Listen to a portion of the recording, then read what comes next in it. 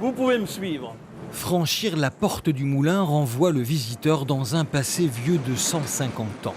Dans l'huilerie créée fin 1800, rien n'a changé, sauf les hommes bien sûr, et aujourd'hui, c'est Frédéric, le nouveau maître huile.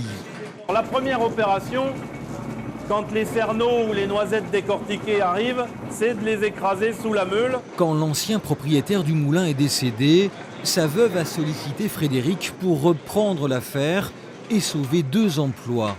Avec sa sœur, lui, Frédéric, un enfant du pays, producteur de foie gras, comme une coque de noix, a finalement craqué. Moi j'avais envie que ça continue de tourner surtout. Et puis Madame Pradalier, l'ancienne propriétaire, m'a sollicité pour que ça continue.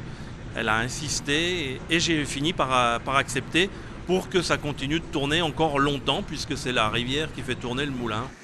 L'eau rentre sous le moulin, actionne une turbine et l'huilerie se met à grogner.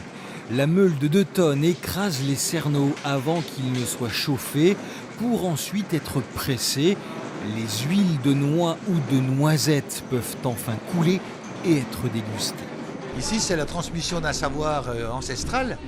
Et c'est vrai que si ces machines-là disparaissent, bon, ça va être de l'huile industrielle, comme la plupart des produits qu'on a maintenant. Donc le vrai bonheur, c'est de trouver des gens qui savent, qui ont le savoir-faire. De retrouver un métier qui avait quasiment disparu, je trouve ça formidable. Avec tout ce matériel ancien, c'est extraordinaire. Et les odeurs ? Ah, les odeurs. La preuve, j'en ramène des souvenirs. Il faut venir voir pour le croire ici parce que ça continue de tourner. Et puis dans d'autres endroits, sur toute la vallée du Nohain, c'est intéressant de visiter tous ces moulins. Comme à Donzy, de nombreux moulins ouvrent leurs portes ce week-end partout en France.